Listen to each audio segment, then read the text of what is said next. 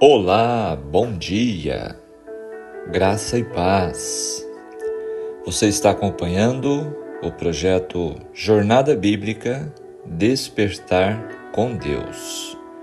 E neste momento vamos dar mais um passo em nossa jornada bíblica através do estudo do capítulo 47 do livro do Gênesis, avançando em nossa comunhão diária com Deus, nosso despertar com Deus.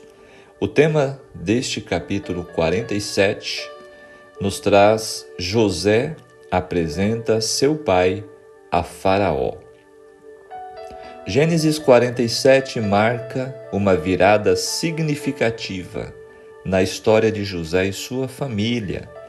Este capítulo detalha a ascensão de José ao poder no Egito e sua provisão para sua família durante um período de fome. Ele destaca o tema da provisão e fidelidade de Deus, pois José é capaz de usar sua posição de poder para abençoar sua família e também o povo do Egito. Também nos enfatiza a importância da humildade e da gratidão, pois José reconhece a mão de Deus em seu sucesso e a usa para abençoar outras pessoas. Olha quantos ensinamentos especiais o capítulo 47 irá trazer em nosso estudo hoje. Então vamos aos comentários. Você, lembrando, deve ler, deve estudar o capítulo na sua Bíblia e então acompanhe os comentários agora em nosso estudo. Versículo 1. José apresenta 5 de seus irmãos. Não são nomeados quem foram. Assim também o seu pai a Faraó. Então, 5 irmãos mais o seu pai. Após uma audiência positiva, Faraó indica alguns deles para serem pastores da coroa, ou seja, do reino, dando a eles, portanto, proteção legal. O tom da audiência de Jacó com Faraó é diferente do da primeira vez, com uma atmosfera agora mais íntima. Como em muitas culturas, a idade era altamente respeitada na Bíblia. Gósen, a região onde os descendentes de Jacó, junto com ele, iriam morar, era uma área no delta do Nilo, bem irrigada e perfeitamente apropriada para o pastoreio exercido pela família de Jacó. Comentando os versos 7 e 8, a apresentação do pai de José ao Faraó deve ter sido uma ocasião muito importante. Surpreendentemente, Jacó abençoou Faraó. Era o rei do Egito, em seu papel de anfitrião, que normalmente pronunciaria a bênção sobre o patriarca, mas por causa de sua grande admiração por José. Em vez disso, foi o visitante que abençoou o anfitrião em nome do Deus vivo. Assim, Jacó obedecia ao comando divino. Não foi o que Deus disse a Abraão, a Isaque e a Jacó, que através de seus descendentes eles seriam uma bênção na terra? Olha aí se cumprindo então. Verso 9, Jacó fala de suas peregrinações. A palavra hebraica denota uma residência temporária, a condição de um estrangeiro residente. Jacó descreveu sua própria vida e a de seus pais como a de um viajante, um nômade. embora esperando pelo cumprimento da divina promessa pactual de terra.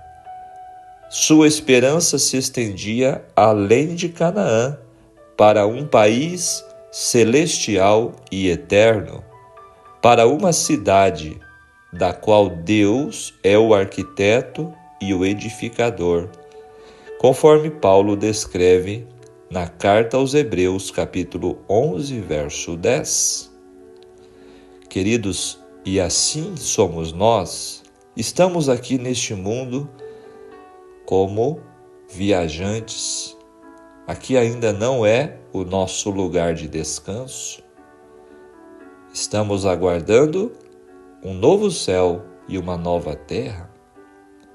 Jacó referia-se à natureza itinerante da vida patriarcal em geral e da sua em especial, ao aguardar com esperança o cumprimento da promessa de uma terra.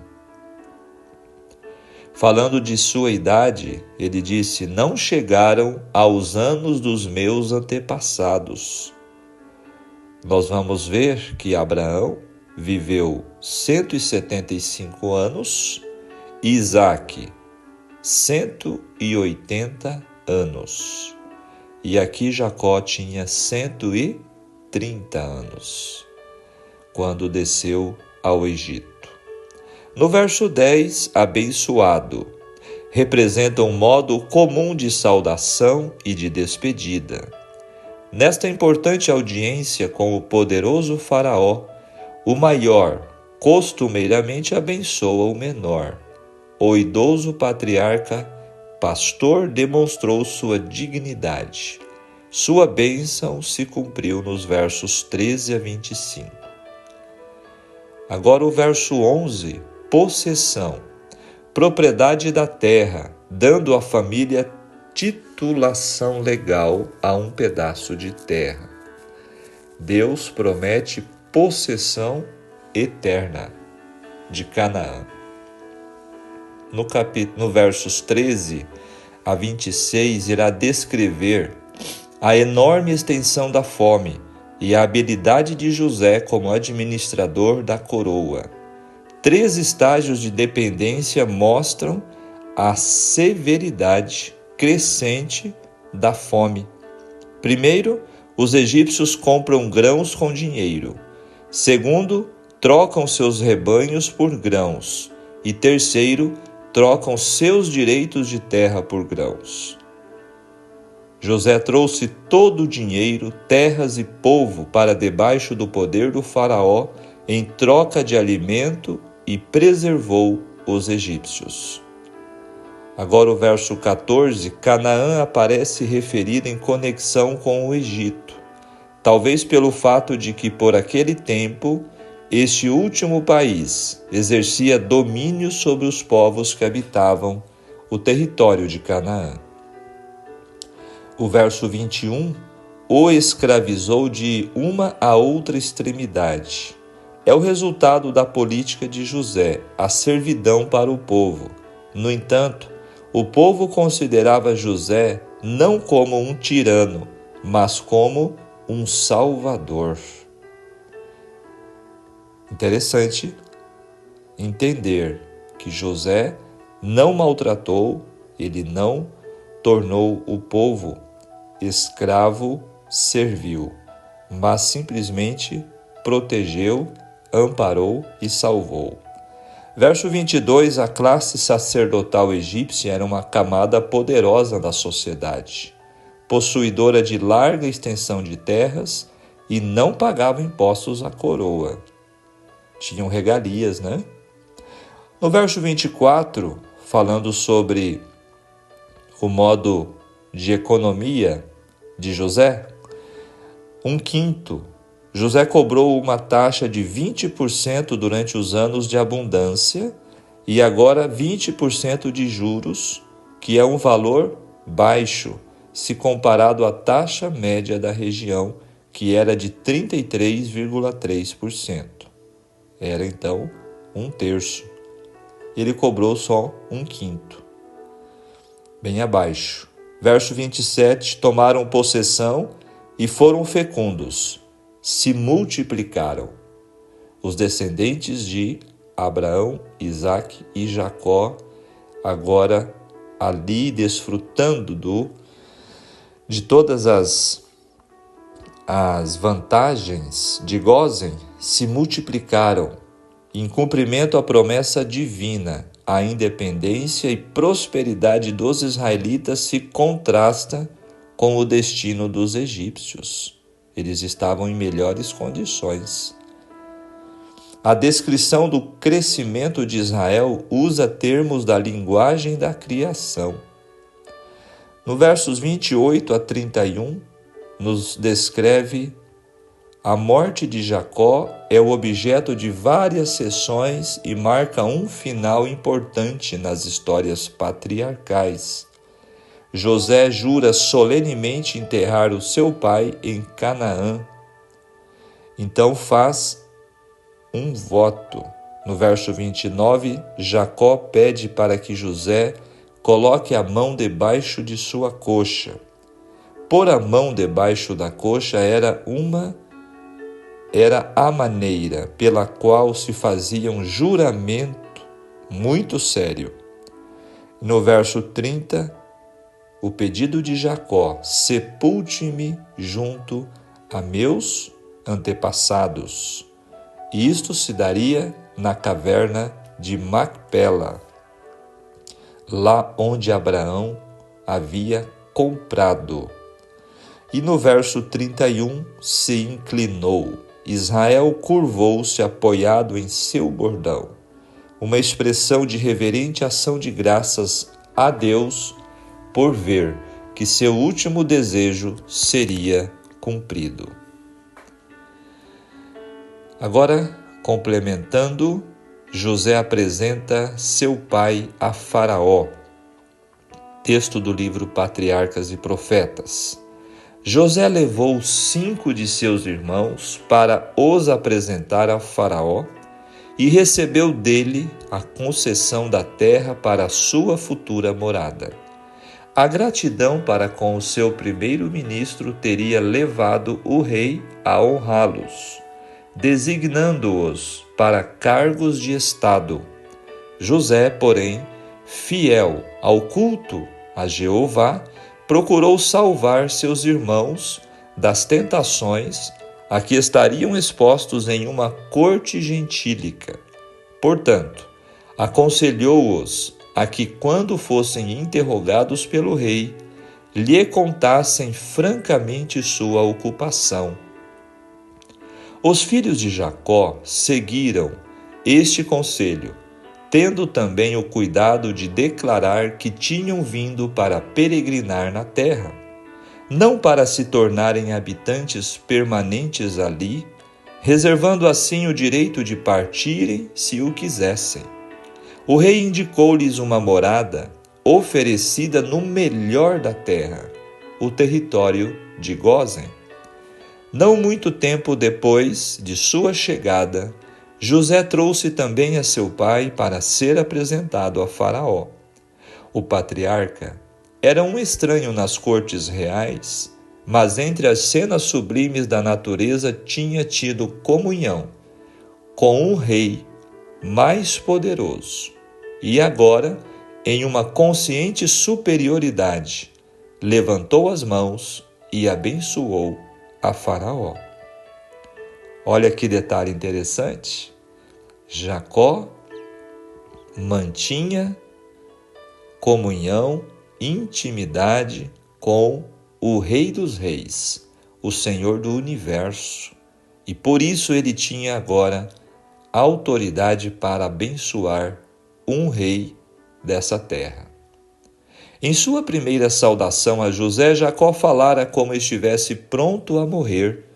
Depois daquele feliz termo à sua longa ansiedade e tristeza, mas 17 anos, mais 17 anos deveriam ainda ser-lhe concedidos no retiro pacífico de Gósen. Estes anos estiveram um feliz contraste com aqueles que os precederam. os últimos anos, esses últimos 17 anos da vida de Jacó, foram os mais felizes. Ele viu em seus filhos provas de verdadeiro arrependimento, viu sua família rodeada de todas as condições necessárias ao desenvolvimento de uma grande nação, e sua fé apegou-se à segura promessa de seu futuro estabelecimento em Canaã. Ele próprio estava cercado de todo indício de amor e favor que o primeiro-ministro do Egito poderia conferir. E, feliz na companhia de seu filho durante tanto tempo perdido, desceu calma e pacificamente à sepultura. Sentindo aproximar-se a morte, mandou chamar José. Atendo-se ainda firmemente à promessa de Deus relativa à posse de Canaã, disse: rogo-te que me não enterres no Egito, mas que eu jaza com meus pais. Por isso me levarás do Egito, e me sepultarás na sepultura deles. José prometeu fazê-lo, mas Jacó não estava satisfeito. Por isso exigiu um juramento solene para o depor ao lado de seus pais, na cova de Macpela. Página 233 em diante do livro Patriarcas e Profetas. Queridos, o estudo de hoje, do capítulo 47, apresenta-nos, então, a ação de Deus, através de José, salvando uma nação. Isso nos prova que a bênção do Senhor multiplica e preserva. Por isso que a palavra de Deus nos diz que a bênção do Senhor é que nos enriquece. E também vamos encontrar neste capítulo a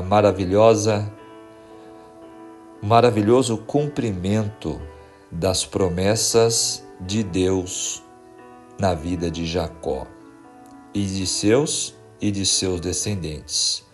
Concluímos que assim que Deus é sábio e onisciente, é soberano e onipotente, atencioso, cuidadoso, protetor, sustentador, ativo, envolvido e estrategista. Antes dos problemas surgirem, não esqueçam, Deus já tem soluções. Só precisamos tê-lo como Deus de nossa vida, assim como Jacó, como José e seus antepassados patriarcas. Pelo menos 3 lições importantes devemos extrair deste capítulo. Precisamos ser cautelosos em nossas associações. José usou de sabedoria e prudência ao manter sua família separada dos egípcios a uma distância segura. Essa é a primeira lição. O fato de não comungarmos da religião ou do estilo de vida de alguns não nos impede de sermos uma bênção na vida deles. A segunda lição: embora não estejamos misturados em suas práticas, em seus costumes, mas nós podemos ser uma bênção. Jacó não apoiava o paganismo de Faraó, mas nem por isso deixou de abençoá-lo. E a terceira lição: os filhos do reino não se deslumbram com os tesouros deste mundo, mas almejam os tesouros do céu, onde a traça nem a ferrugem corrói, e onde ladrões não escavam e nem roubam. Essas lições também foram confirmadas na vida de nosso Senhor e Salvador, pois Jesus misturava-se com publicanos e pecadores, mas não participava de seus pecados. Jesus não apoiava os pecados das pessoas, mas a sua bênção era um convite ao arrependimento. E assim também Jesus não possuía as riquezas desta terra, mas viveu aqui como quem aguardava adquirir o fruto do penoso trabalho de sua alma. Por isso, a conclusão de nosso estudo de hoje: sigamos os passos de nosso Mestre, e muito em breve desfrutaremos de sua fiel promessa. Eis que venho sem demora, e comigo está o galardão que tenho para retribuir a cada um segundo as suas obras. Amém? O pensamento de hoje, para levar em nossa reflexão: nossa existência deve abençoar a vida de outras pessoas. Seja uma bênção, hoje e a cada dia. Vigiemos e oremos, herdeiros dos tesouros celestiais. Eu quero orar. Vamos falar com Deus. Convido você para orar comigo. Pai nosso que estás nos céus, santificado seja teu nome. Muito obrigado, Senhor, por mais um dia. Muito obrigado pela sua bondade, pelo seu grande amor, pela sua misericórdia. Obrigado, Senhor, pelo momento de comunhão, por ouvir a sua voz em sua palavra, pelo cumprimento das tuas promessas na vida de nossos antepassados, de teus filhos, da descendência prometida.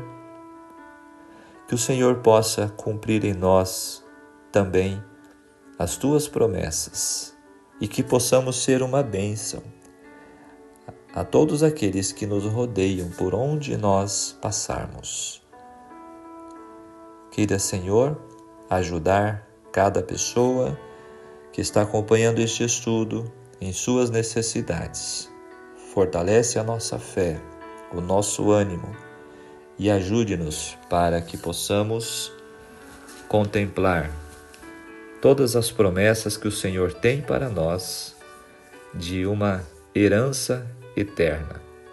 Fica conosco, te rogo em nome de Jesus. Amém.